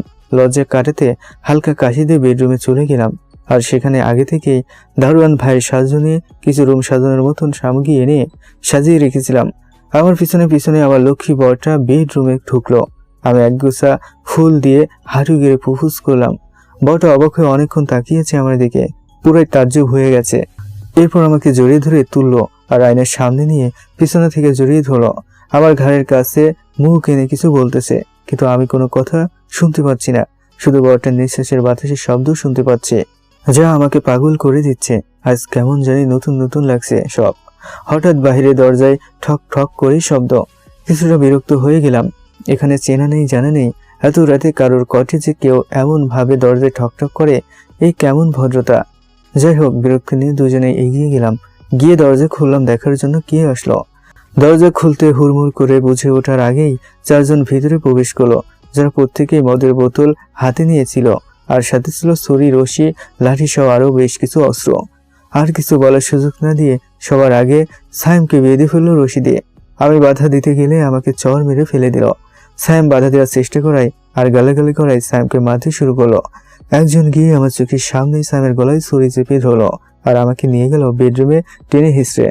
জানেন, যখন আমাকে এভাবে টেনে নিয়ে যাচ্ছিল আমার প্রচুর ভয় লাগছিল, কারণ সকলের চোখে মুখে আমি ক্ষুধার্ত বাঘের ছাপ দেখতে পাচ্ছিলাম। আমাকে টেনে নিয়ে বিছানায় ফেলে দেয়। এরপর দুজন দুই পা ধরে আর আরেকজন দুই হাত ধরে ধর্ষণ করে। এভাবে পারাক্রমে চারজনেই। অনেক কষ্ট হচ্ছিল, অনেক অনুরোধ করছি, চিৎকার করার চেষ্টা করাই ওরা সায়েমকে নাকি মাথা থেকে শরীর আলাদা করে ফেলে। আমি পাশের রুম থেকে সায়েমের সে চিৎকার শুনতে পাই। অনেক দেখতে ইচ্ছে করছিল আমার বরটাকে, কিন্তু ওরা সেই সুযোগ দেয়নি। যখন বুঝতে পারি সায়েম আর বেঁচে নেই, তখন নিজের হুঁশ হারিয়ে ফেলি। এরপর যখন হুঁশ আসে তখন পালাক্রমে ধর্ষণ চলছে, কিন্তু কোনো কিছু বলার শক্তি আর আমার মধ্যে ছিল না। আমার গলা শুকিয়ে কাঠ হয়ে গেছে। হাজার চেষ্টা করে কোনো টু শব্দ বের করতে পারছিলাম না। বারবার শুধু মনে হচ্ছিল আমি আর বাঁচবো না। প্রচুর পানি পিপাসা লেগেছিল। আমি পানি চাইলাম ইশারায়, কিন্তু কেউ আমাকে পানি দিল না, উল্টো মদ ঢেলে দিল আমার গলায়। বারবার মনে হচ্ছিল আমি আর আমার বরটার শালটা পর্যন্ত দেখতে পাবো না। সবচেয়ে বেশি কষ্ট হচ্ছিল এটা ভেবে যে আমার এই রূপের জন্য আজ আমার বরটাকে মরতে হলো। আমার জন্য আমার অনাগত সন্তান পৃথিবীর আলো দেখার আগে মারা যাচ্ছে। আমার পেটেই চিৎকার করে বলতে ইচ্ছে করছে, হে আল্লাহ, এ তোমার কেমন বিচার? সারাটা জীবন শুধু কষ্টই দিলা। যারা ভালোবাসায় একটু সুখের দেখা পেলাম, তাকেও আমার জন্য আজ মরতে হচ্ছে। আস্তে আস্তে মৃত্যুর কোলে ঢলে পড়ি, কিন্তু শয়তান নরপিশাচগুলোকে মারার আকুল দীর্ঘশ্বাস আমার অন্তরে। তাই আজ যাকে পাই, যাদেরকে চোখের সামনে পাই, তাদেরকেই মেরে ফেলি। যখন আমি মারা যাই, তারপর কয়েক মাস পরে আমার আত্মার অস্তিত্ব আবার এই বাড়িতে ফিরে আসে। তখন থেকে আমি এই বাড়িতেই আছি আমার মৃত্যুর প্রতিশোধ নিতে। ব্যাস এতটুকু লিখেছিল, কিন্তু এতে তো সব পরিষ্কার হচ্ছে না। সে যদি তার মৃত্যুর প্রতিশোধ নিতে চায়, তাহলে সাধারণ মানুষদেরকে কেন মারবে? তিনজন এটাই ভাবছি, তবে সবটা পড়ে নিজের চোখের বাণী ধরে রাখতে পারলাম না, কিন্তু কোনো ক্লিয়ারেন্সেও যেতে পারলাম না। আমার কাছে মনে হচ্ছে আরো কোনো টুইস্ট বাকি আছে। এমন সময় ডায়েরির একদম শেষ পৃষ্ঠায় লেখা, যদি আপনি ওই খনিগুলোকে শাস্তি দিতে পারেন, তাহলে আমি কথা দিচ্ছি আমি এখান থেকে চলে যাব, আর আমার অতিরিক্ত আত্মা শান্তি পাবে। আত্মা শান্তি পেলে এমনিতেই উপরে চলে যাবে। এর সময় ভাবতেছি কি করব, কি করে খুনিকে খুঁজে বের করব। এমন মুহূর্তে স্নেহার ফোন আসলো। রিসিভ করবো নাকি করবো না, এটা ভাবতে ভাবতে কখন যে রিসিভ করে ফেলেছি তা জানিই না। যাই হোক, রিসিভ করার সঙ্গে সঙ্গে ওই পাশ থেকে, জান কোনো ক্লু প্লে? পাইলাম, হালকা পাতলা। পরে বাকিটা বললাম। আমি তোমাকে অনেক চালা ভাবতাম, কিন্তু তুমি যে এতটা বোকা তা বুঝতে পারিনি। এমন কথা শোনার আগে মাথা গজগজ করছে, আবার লজ্জাও পাচ্ছি। কি এমন বোকামি করলাম? দেখো স্নেহা, একদম ফালতু কথা বলবো না। কিন্তু বলেই দিলাম এমনিতেই টেনশনে আছি, তার মধ্যে তুমি। আরে যা, রাগ করো না। শোনো, তোমাকে অশরীরীটা বোকা বানাচ্ছে। হোয়াট মানে? আরে দূর, বোঝো না কেন? প্রথমত আত্মা বলতে কিছু নেই, মৃত্যুর পর কারো আত্মা পৃথিবীতে থাকে না। এটা কি তুমি ভুলে গেছো? আসলে তো এটা তো ভেবে দেখিনি, ভূত বা আত্মা বলতে তো কিছু নেই। তাহলে আমি এতক্ষণ কার কথা বিশ্বাস করে চলেছি? মাথা কেমন যেন গুলিয়ে যাচ্ছে, কিছু ঢুকছে না। সুমিত সাগর আমার অবস্থা দেখে, ভাইয়া কি হয়েছে তোমার, এমন করতেছো কেন? কোনো সমস্যা ভাইয়া? প্লিজ বলো কোন সমস্যা। এদিকে সিনেহা সব শুনছে। সিনেহা ওই পাশ থেকে ভয়ার্ত স্বরে জিজ্ঞেস করছে, কি হয়েছে আমার? আমি কিছুটা স্বাভাবিক হয়ে বললাম, না কিছু না। এখন কি করা যায় বলো তো লক্ষ্মী বউটা? আমার মনে হচ্ছে যে তোমাদের সঙ্গে কথা বলছে, মানে ডায়েরিতে লিখে রাখছে, বা এতদিন যাবৎ কাহিনী করছে। সে হয়তো ওই মেয়েটার কারেন্ট জিন, যে ওই মেয়েটার মৃত্যুর পর মেয়েটার অপমৃত্যু প্রতিশোধ নিতে এমনটা করছে। আর না হয় মেয়েটার সাথে কোনো ভালো বা খারাপ জিন থাকতো, যে মেয়েটার অপমৃত্যু মানতে পারেনি, তাই রাগে ক্ষোভে সে প্রতিশোধ নিচ্ছে। আই সি, ওকে, আমার সাথে গেম, আমিও দেখবো কি হয়। ভুলেও পাকনামি করতে যেও না। তোমার মতো মানুষকে যে এতদিন খোল খাওয়াইছে, সে এতটা বোকা বা শক্তি ছাড়া নয় যে তুমি চাইলেই তাকে কাবু করতে পারবে। তা যাই করো, চিন্তা ভাবনা করে তারপর করো। ওকে ঠিক আছে, তাই করি বলে ফোনটা কেড়ে দিলাম। সুমিত সাগর দুইজনের সঙ্গে পরামর্শ করছি এ বিষয়ে। এর মধ্যে আমার সেই ঝড় তুফান টর্নেডো শুরু। হুটহাট পুরো রুমটা ধোঁয়ায় ভরে গেল। একটা সময় সেই ধোঁয়া কুণ্ডলী পাখি আমাদের চারপাশে ঘিরে ঘুরছে ঘূর্ণিঝড়ের মতন। মুহূর্তের মধ্যে অন্ধকার নেমে আসলো পুরো বাড়িতে। বাতাসের সঙ্গে বাড়ি থেকে ধুলো এসে পুরো বাড়ি আর রুম ছেয়ে গেছে, সঙ্গে গাছের পাতা। দেয়ালে টানানো সব ছবি বা পেন্টিং গুলো ছিটকে পড়েছে। দরজা জানালার পর্দাগুলো ছিঁড়ে যাবে এমন অবস্থা। আর দরজা জানালা এমন ভাবে বাড়ি খাচ্ছে, যার শব্দে কান ঝালাপালা হয়ে যাচ্ছে। হঠাৎ সেই ভয় আর ভয়ঙ্করের মাত্রা বাড়িয়ে দিতে বিকট শব্দে হাসির আওয়াজ শুনতে পাচ্ছি। সেই হাসি এমন ভয়ঙ্করী যেন আমাদের কানের পর্দা ফেটে রক্ত বের হয়ে যাবে। আমি সহ সুমিত সাগর তিনজন জোরে জোরে সুরাপতি শুরু করলাম। কিছু সময়ের মধ্যেই সেই ভয়াবহতা আস্তে আস্তে কমে যাচ্ছে, কিন্তু শুরু হলো নতুন ঝামেলা। সব ঠিকঠাক, কিন্তু হঠাৎ করে সাগর কেমন জানি করতে শুরু করলো। মিকি রোগীর মতন করছে। এই প্রথমবার সত্যি সত্যি ভয় পাচ্ছি আমরা দুজনেই। হাত পা ঠান্ডা হয়ে যাচ্ছে, কারণ সুমিত সাগরের মির্গি রোগী নেই। তাছাড়া স্বাভাবিক মানুষ হঠাৎ করেই। সাগর উঠে সারা ঘরে দৌড়াদৌড়ি শুরু করলো। কোনোভাবে আটকে রাখতে পারছি না। সাগরের শরীরে যেন গন্ডারের শক্তি সে ভর করছে। দুজনের শক্তিতে কোলাচ্ছে না। আমাদের দুজনকে এমন ভাবে ছিটকে ফেলে দিচ্ছে, মনে হচ্ছে আমরা পিঁপড়া, কোনো মানুষ না। এমন অবস্থা দেখে আস্তে আস্তে ধারণা পাল্টে অন্যদিকে মোড় নিচ্ছে আমাদের দুজনেরই। হঠাৎ আবার আরেক দৌড়ে স্টোর রুমটাতে চলে গেল। আমরা দুজনে স্টোর রুমের দিকে এগিয়ে গেলাম। সাগর আমাদের দিকে পিঠ ঘুরিয়ে সামনের দিকে তাকিয়ে কি যেন দেখছে আর কাঁপছে। কখনো বা হাসি, কখনো কান্না। যে ভয়েসটা বের হচ্ছে সাগরের গলা দিয়ে, তা কোনোভাবেই সাগরের কণ্ঠ হতে পারে না, না ছেলে না মেয়ে। এমন একটা কণ্ঠ শুনে বুঝতে বাকি রইল না কি ঘটতে যাচ্ছে বা কি ঘটছে। এই তোরা কি আমাকে পাগল ভাবছিস নাকি? কি ভাবছিস তোরা? যারা আমাকে মেরে ফেলেছে তাদেরকে আমি এত তাড়াতাড়ি ছেড়ে দিব? তাতে তুই কি তোর মতন আমাকে উপকার করবি, নাকি আমি আমার মতন করে? হা হা হা হা। বোঝাচ্ছেন যে সাগরের শরীরে নেই, অশরীরে ভর করেছে। ওকে কোনো ব্যাপার না, আমিও দেখি জল কতদূর যায়। তাহলে তুই শেষমেশ সাগরের শরীরে আসলি? ওকে, খুশি হলাম, কারণ তোকে আমার দরকার ছিল। তোর উপকার করবো বলছি যখন, তখন তো করবই। আচ্ছা আগে এইটা বল, তুই আমার সাথে প্রতারণা কেন করলি? কই, তোর সাথে কিসের প্রতারণা করলাম? তুই নিজেকে কি আর আত্মা দাবি করছিস? কিন্তু আত্মা বলতে কোনো কিছুর অস্তিত্ব মৃত্যুর পর পৃথিবীতে থাকে না। কিন্তু তুই আমাকে বোকা বানিয়ে। আমি তো তোকে বোকা বানাইনি, তুই নিজে বোকা হয়েছিস। আমি কি তোকে একবারও বলেছি যে আমি তোর কেয়া? তোর সাথে আমার কথাই হলো মাত্র, আর তুই নিজেই তো চিল্লিয়ে চিল্লিয়ে গলা ফাটিয়ে কেয়া কেয়া করলি। না, অশরীরটা তো আমাকে আরো বোকা বানাচ্ছে। নিজের মাইন্ডে থাকতে কথার মোড় ঘুরাতে হবে। আমি তো কেয়াকে রাখছি, তা তুই আসলি কেন? আচ্ছা যাই হোক, বাদ দে। এখন বল আসল কাহিনীটা কি? কাহিনী যা তা তো সবটাই বলেছি ডায়েরিতে লিখে। এখন আবার নতুন করে কি কাহিনী শুনতে চাস? এখন বল, তুই কি পারবি তোর কথা রাখতে? পারবি শাস্তি দিতে? আল্লাহ ভরসা, কিন্তু আমার কয়েকটা প্রশ্ন ছিল যার উত্তর তোকে দিতে হবে। এর জন্য কোনো পুলিশের সঙ্গে কথা বলা ঠিক না। বলি তাতে কর্মর করতে শুরু করলেও মনে হয় সব চিবিয়ে খাবে। কিন্তু বুঝে গেছি এতে ভয় পাওয়ার কিছু নেই। ভয় পাইলে আমারই লস, ও কোনো কিছু করবে না। যাই হোক, এসব ভঙ্গি করে লাভ নেই। এবার বল তুই কে? তুই এই কেয়া নামের মেয়ের নাম ধরে এখানে আসছিস কেন? আর সবার চোখে ধুলো দিয়ে কেয়ার আত্মার ভয় দেখিয়ে এভাবে মানুষদের মারছিস কেন? আর কেয়ার খুনিদের কেন শাস্তি দিতে চাচ্ছিস? আমি কে? আমি জিন জাতির মেয়ে জাত পড়ি। আমার নাম সাফা। আমি ছোটবেলা থেকেই কেয়ার সাথে থাকতাম। আমি দেখেছি মেয়েটার কত কষ্ট। সারাটা জীবন শুধু কষ্টই পেয়ে করে গেছে, কোনোদিন সুখে দেখা পায়নি। ছোটবেলায় জন্মের সময় মা হারিয়েছে। সৎমা সব সময় দূর ব্যবহার করত। কোনো খেলার সঙ্গী ছিল না। একমাত্র আমি কেয়ার সঙ্গী হয়ে ছোটবেলা থেকে মৃত্যু আগ পর্যন্ত সঙ্গে থেকেছি। কেয়ার জীবনে সুখ বলতে ওর বিয়ের পর কিছুদিনের জন্য সুখ নামক শব্দটা সাথে পরিচয় হয়েছিল, কিন্তু সেই সুখটাও বেশি দিন টিকলো না। যদি তুমি জিনপুরি হয়ে থাকো আর সব সময় ওর সাথে সাথে থাকো, তাহলে তুমিই তো সাহায্য করতে পারতে। বেচারিকে এত কষ্ট পেতে হতো না। আমার ওই রকম কোনো শক্তি, সামর্থ্য বা আর্থিকভাবে সচ্ছল নই যে উপকার করব। তবে হ্যাঁ, আমি আমার যথেষ্ট সাহায্য করি। ও যে কদিন রাত না খেয়ে থাকতো, যদি আমিও খাবার না দিতাম তার কোনো হিসাব নেই। তাছাড়া আমার বয়স তেমন একটা বেশি না, তাই চাইলেও কিছু করতে পারি না। আর কেয়া আমার থেকে কখনো কিছু নিতে চাইতো না, এটাও একটা সমস্যা ছিল।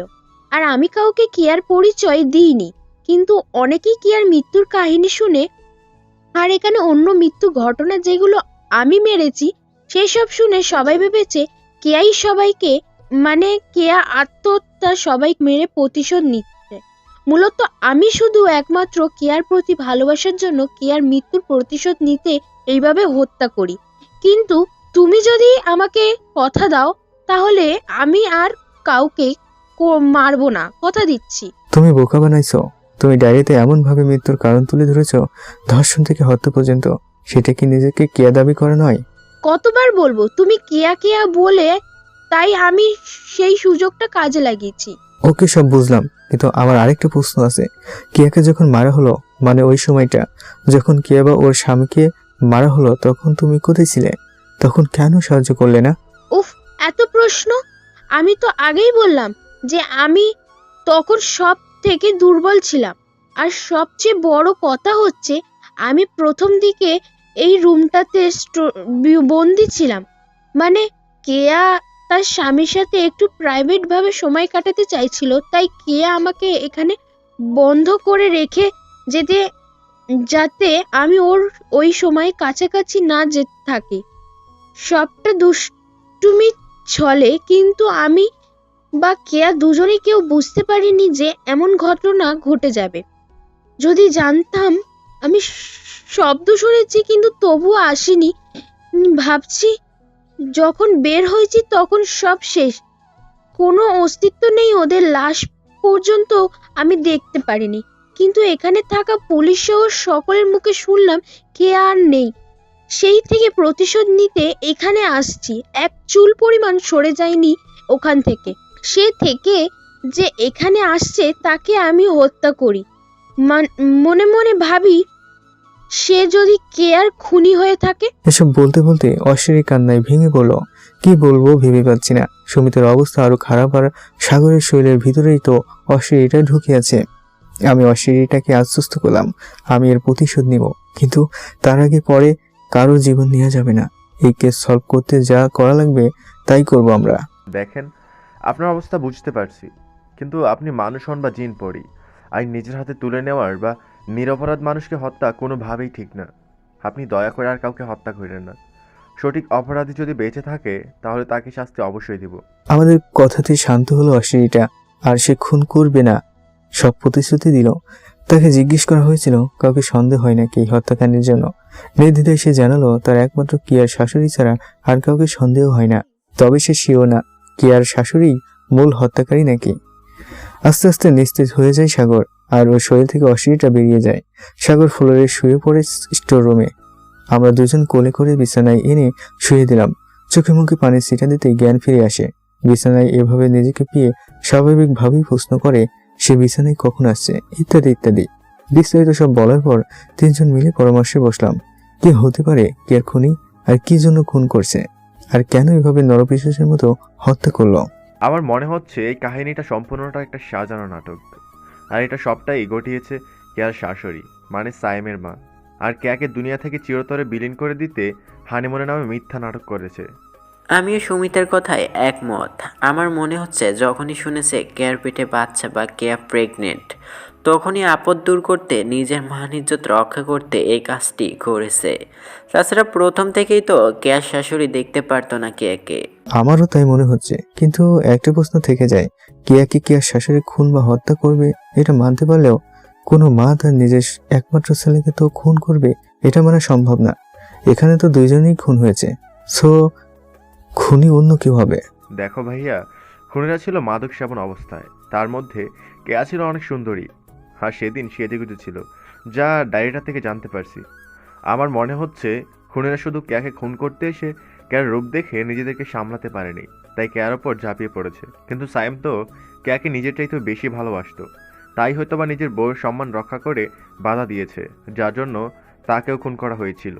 কথাতে যথেষ্ট যুক্তি আছে, তাছাড়া আমাদের কাছে তেমন কোনো যুক্তি নেই, এটাকেই মানতে হবে। তাছাড়া একটা একটা করে শুরু করি, দেখি কোনটাতে আসল খুনি লুকিয়ে আছে। কথা না বাড়িয়ে সরাসরি ঢাকায় রওনা দিলাম ডায়েরিতে থাকা ঠিকানা অনুযায়ী কেয়ার শ্বশুর বাড়ির উদ্দেশ্যে। টানা 14 ঘন্টা জার্নি এসে পৌঁছলাম।